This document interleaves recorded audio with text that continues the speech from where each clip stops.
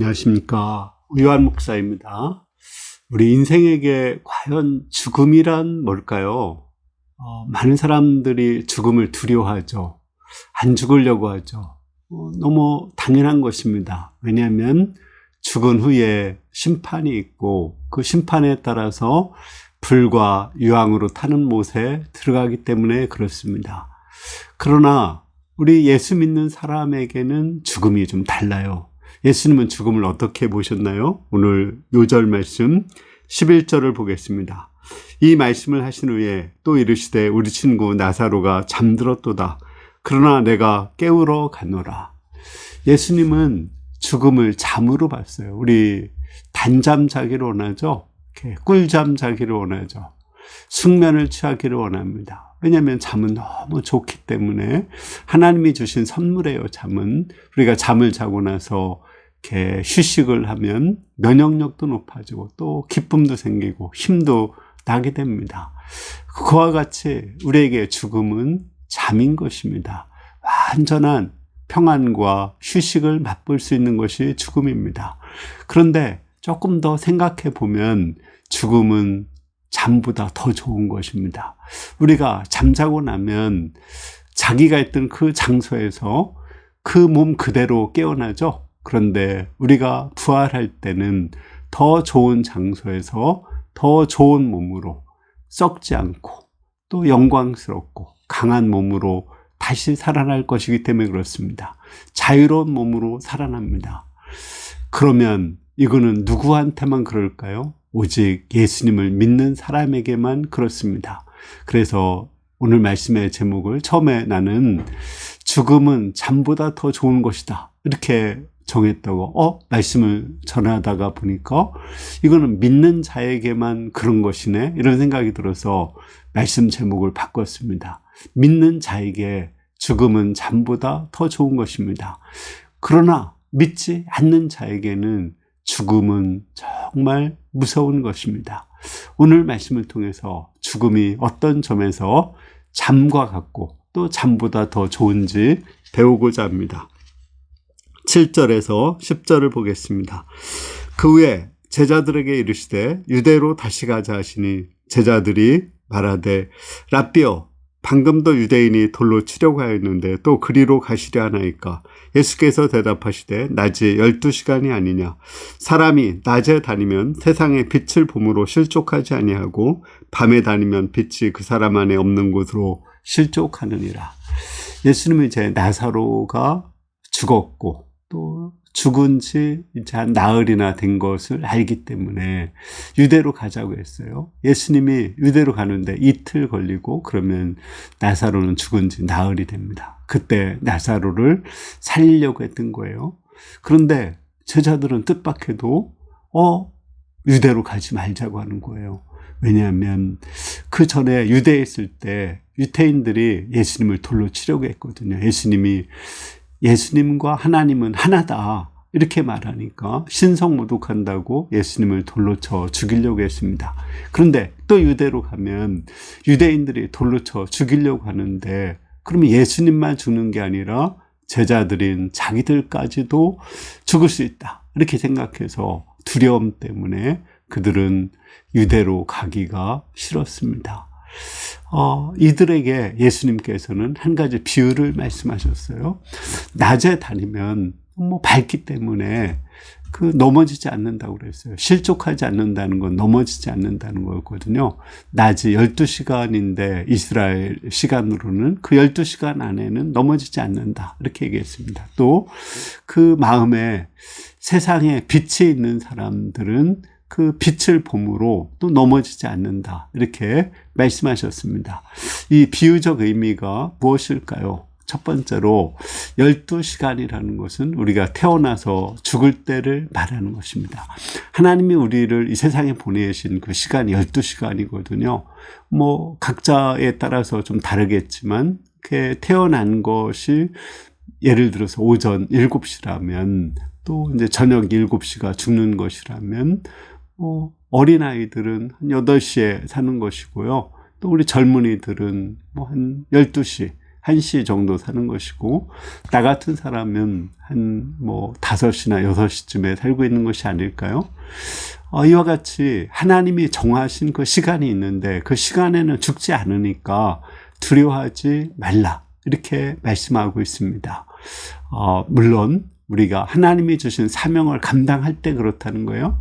사명이 있는 한은 그 사명을 다하기까지는 죽지 않아요. 우리 존재의 의미는 목적에 의해서 결정되는 거죠. 우리는 하나님의 영광을 위해서 살도록 지원받았고, 그 하나님을 위해서 살다 보면, 사명을 감당하다 보면은 거기서 의미가 생기고, 그 의미가 있는 한 우리는 죽지 않는다는 거예요. 예를 들어서 내가 스마트폰이 있어요. 그러면 그 스마트폰에 기능을 가지고 있다면 스마트폰 버리지 않죠. 그러나 그 기능을 발휘하지 못하면 결국은 스마트폰을 버리는 것입니다. 마찬가지로 우리 인간도 하나님이 이 세상에 보낼 때 하실 일이 있다는 거예요. 그 사명을 감당하는 한에는 우리는 죽지 않습니다. 리빙스톤이 그런 말을 했어요. 우리가 사명을 가지고 있으면 죽지 않는다. 그것은 사도 바울의 예를 보면 잘 알 수가 있습니다. 사도 바울은 제가 알기로는 죽음의 고비를 크게 3번 넘겼습니다. 한 번은 그 유태인들이 우리 요즘에 양식에 나오죠. 그 루스드라에서 돌로 쳐서 죽은 줄 알고 내다 버렸는데 안 죽었어요. 또 한 번은 유라굴라라는 광풍을 맞이해서 14일 동안 표류했습니다. 그래도 안 죽었어요. 또 그 후에 말레데 섬이라는 섬에 갔는데 독사가 물어서 다 죽을 줄 알았는데 안 죽었어요. 왜 안 죽었을까요? 사도 바울에게 사명이 있었기 때문에 그렇습니다. 사도 바울의 사명은 무엇일까요? 그는 그 로마에서 복음을 전하고 그 로마를 통해서 세계 선교를 하는 거예요. 하나님께서는 그 사도 바울에게 나타나서 네가 로마 가이사야에게 복음을 전할 것이라고 말씀을 해주셨습니다. 2번이나 말씀하셨어요. 그 사명이 있기 때문에 그는 결코 죽지 않습니다. 마찬가지로 우리도 하나님의 영광을 위해 살고 또 하나님의 사명이 있는 한 그것을 마칠 때까지 하나님께서 죽지 않게 하시고 우리에게 필요한 건강, 물질도 허락해 주실 줄을 믿습니다. 2번째로 세상의 빛을 보면 두려워하지 않는다는 말이에요. 여기서 세상의 빛은 뭘까요? 예수님이죠. 예수님이 내가 세상의 빛이다, 이렇게 2번 말씀하셨어요. 가늠하다가 현장에서 잡힌 그 여자 앞에서 내가 세상의 빛이니 나를 따르는 자는 생명의 빛을 얻는다고 말씀하셨어요. 또 그 태어날 때부터 맹인된 사람에게 나는 세상의 빛이다, 섭리의 빛을 영접하면은 슬픈 생각, 어두운 생각하지 않는다고 말씀하셨습니다. 그렇습니다. 우리가 세상의 빛 예수님을 영접하면 우리 마음의 두려움을 넉넉히 극복할 수가 있습니다. 이 두려움은 사단이 심는 거거든요. 하나님이 우리에게 주시는 것은 두려워하는 마음이 아니요 능력과 사랑과 절제하는 마음입니다. 근데 사단은 두려움을 심어서 우리를 지옥으로 끌고 가려고 하는 거예요. 계시록 21장 8절에 보면 두려워하는 자가 그 첫 번째로 불과 유황으로 타는 못에 참여한다고 나옵니다. 따라서 우리는 두려움이 생길 때 이 두려움을 극복해야 됩니다. 베드로가 예수님을 보고 무리를 걸었거든요. 근데 바람을 보고 또 파도를 보자 두려움이 생겨서 빠져들었어요. 그러니까 예수님이 그렇게 말씀하셨습니다. 두려워하느냐? 어찌하여 두려워하느냐? 왜 믿음이 없느냐? 이렇게 책명을 하셨습니다. 또 우리 야이로가 자기 딸이 죽었다는 소식을 듣고 마음에 두려움이 임했어요. 그때 예수님은 두려워 말고 믿기만 하라 말씀하셨어요. 이들이 그 두려움을 극복하고 믿음을 가졌을 때 예수님께서 그들을 구원하여 주셨습니다. 따라서 우리는 세상의 빛, 부활이요 생명이신 예수님을 믿음으로 우리 마음속에 사단이 심는, 죽음이 심는 그 두려움을 극복을 해야겠습니다. 우리 11절에서 14절을 보겠습니다. 이 말씀을 하신 후에 또 이르시되 우리 친구 나사로가 잠들었도다. 그러나 내가 깨우러 가노라. 제자들이 이르되 주여 잠들었으면 낫겠나이다 하더라. 예수는 그의 죽음을 가리켜 말씀하신 것이나 그들은 잠들어 쉬는 것을 가리켜 말씀하신 줄로 생각하는지라. 이에 예수께서 밝히 이르시되 나사로가 죽었느니라. 자, 예수님은 나사로가 죽은 것을 잠잔다고 했어요. 그를 살리는 것을 깨운다고 했습니다. 그러니까 제자들은 진짜 잠드는 걸로 생각하고 잠들었으면 일어나겠죠. 뭐하러 깨우러 가요? 이렇게 얘기했어요. 그러니까 유대에 가고 싶지 않다는 말이죠. 그러니까 예수님이 나사로는 죽었다. 내가 그 죽은 나사로를 살리러 간다. 이렇게 말씀하셨습니다. 이 말씀을 통해서 우리는 죽음이 첫째는 잠이라는 것을 알 수 있죠. 우리가 정말 이렇게 잠자는 것은 너무 좋은 겁니다. 숙면을 취하고 또 꿀잠을 자는 것, 단잠을 자는 것은 너무 좋은 거죠. 잠을 잘 때 우리는 정말 행복하고 평화롭습니다. 그래서 요즘에 잠 못 자는 사람들이 되게 고생을 해요. 또 우울증 있는 사람들이, 이렇게 불면증 있는 사람들이 많습니다. 제 잠을 자려고 수면제나 수면 유도제를 먹어서까지 자려고 합니다. 우리가 잠을 자야 면역력도 높아지고 또 뇌의 기능도 활성화되어서 치매에 걸리지 않게 됩니다. 우리는 누구나 잠을 삼아요. 먹는 것보다도 사실은 수면욕이 더 앞섭니다. 이렇게 배고파도 먼저 잠을 자야 돼요. 잠을 자고 나서 먹는 게 다음입니다. 아무리 배가 고파도 잠자는 것이 중요합니다. 그와 같이 잠은 우리에게 안식을 주고 평안함을 주는 거거든요. 또 우리 삶에서 하나님은 우리의 내면에 진짜 평안함과 안식을 주십니다. 이것은 세상이 줄 수 없는 거예요. 돈은 우리에게 마음에 평안을 줄 수 없어요. 육신의 편안함은 줄 수 있지만 마음의 평안을 줄 수는 없습니다. 그러나 우리 예수님은 마음의 평안을 주시고 또 죽은 후에 영원한 안식인 평안을 주십니다. 그러므로 우리는 잠자는 거 두려워하지 않죠. 잠자기를 원하잖아요. 그죠? 그런 것처럼 우리는 이렇게 죽음을 전혀 두려워하지 않습니다.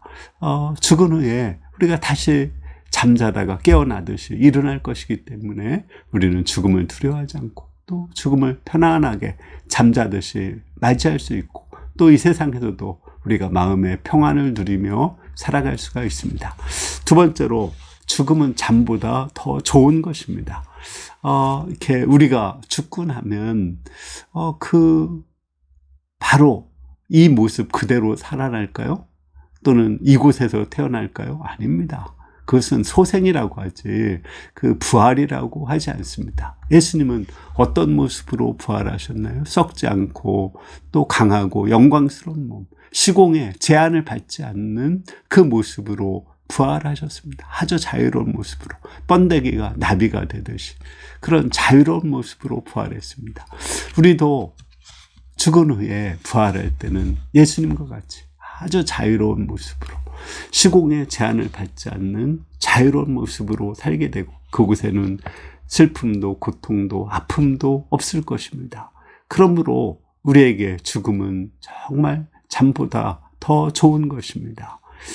우리가 정말 죽음을 이렇게 세상 사람들처럼 이렇게 두려워하고 슬퍼하지 않고 오히려 기뻐할 수 있는 이유는 죽음이 잠보다 훨씬 더 좋고 그렇기 때문에 평안을 넘어서서 기뻐할 수까지 있는 것입니다. 우리 15절에서 16절을 보겠습니다. 내가 거기 있지 아니한 것을 너희를 위하여 기뻐하노니 이는 너희로 믿게 하려 함이라. 그러나 그에게로 가자 하시니 디두모라는 도마가 다른 제자들에게 말하되 우리도 주와 함께 죽으러 가자 하니라. 예수님이 나사로와 함께 있지 않은 것을 오히려 기뻐한다고 했었어요. 나사로와 함께 있었으면 나사로를 살렸어야 되겠죠? 그러면 이들에게 부활신앙을 심을 수가 없어요. 나사로가 죽었고 썩어서 냄새가 나기 때문에 그들을 살리는 걸 통해서 죽음은 잠이고 죽음은 잠보다 더 좋다는 것을 제자들에게 알려줄 수 있으니까 정말 기뻐한다고 했습니다. 예수님은 당신만 부활하는 것이 아니라 예수님을 믿는 우리 모두도 다 부활한다는 것을 가르쳐 주기를 원했어요.